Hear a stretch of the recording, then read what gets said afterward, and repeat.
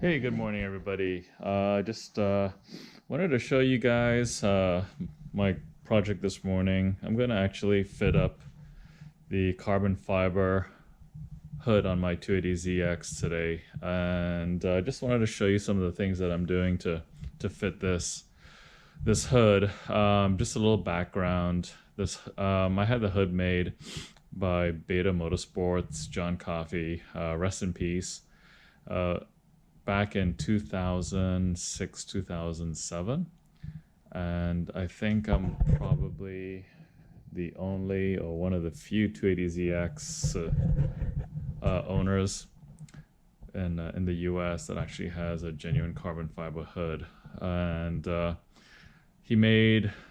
know he definitely made this one. I'm not sure how many beyond that. And I don't know of any other companies currently making genuine carbon fiber hood for these cars, but I was able to get this one. It wasn't cheap, but it's certainly very well made, and time has finally come now to finally mount it on the car, and I wanted to show you some detail that goes into that. The hood, actually, this part is the carbon fiber underlay. This part here is actually fiberglass, and when it was molded, the holes were drilled right here, the 3 holes for the hinges, but they're not threaded on the backside like the stock hood is. So what I've done is I've come up with a mechanism to secure the hinges. And really what it is I built these, or I made these pieces out of aluminum, and then I actually epoxy coated or epoxied the stainless steel nuts on the backside here using JB Weld. And these tabs that I made out of aluminum here, the reason I did that is it helps distribute the clamping force once the bolts are actually run through. So here's one side, which is the left side, completely done and tightened. And as you know, these because these are fairly large bolts, and I typically get the bolts that have the aprons on them. It helps distribute the clamping force once it's all tight. And what this does here actually is it helps prevent long-term cracking on the backside. Even though this is a fairly strong piece, it certainly helps with overall long-term cracking and durability in the long term. So anyway, I wanted to show you that these hinges here have been powder coated, and they look great. And I actually had to modify this one here to clear the corner right there. As you can see, I had to modify that corner to clear my oil cool lines. So anyway, the tricky part too is to be able to actually reach the underneath here to hold the nuts. So these flange nuts. And so what I've done is I bought this longer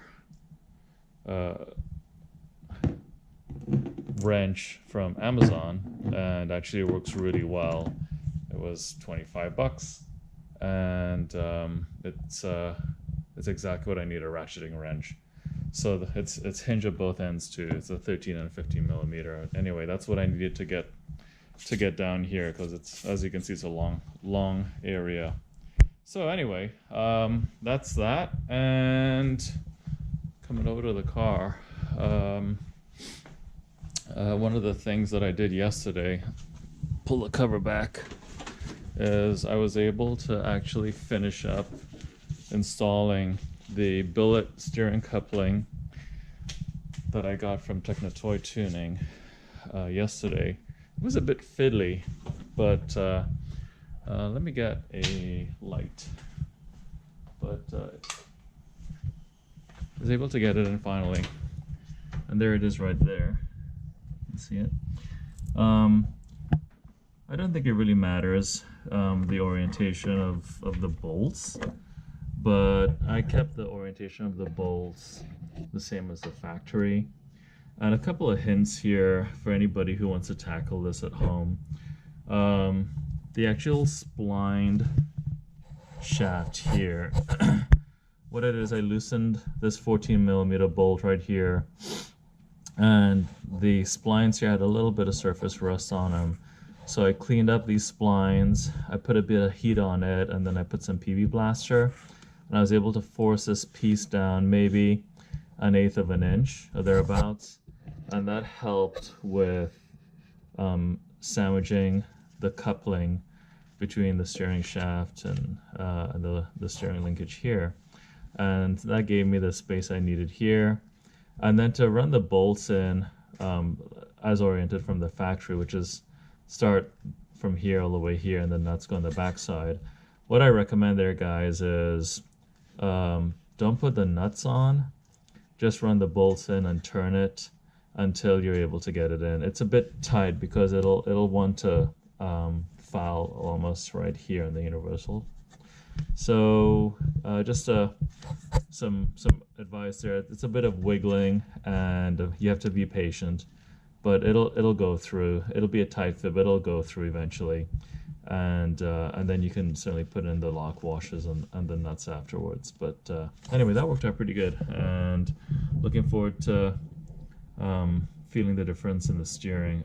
It's hard to imagine that this car will steer and handle much better than it does now because it's so well balanced, as I mentioned earlier. So I can only imagine what it's going to feel like when it's all said and done. Anyway, so I wanted to show you guys that, and if I have some time today, then certainly the low control arms and tension compression rods will be the next thing to tackle. So talk to you then. Bye.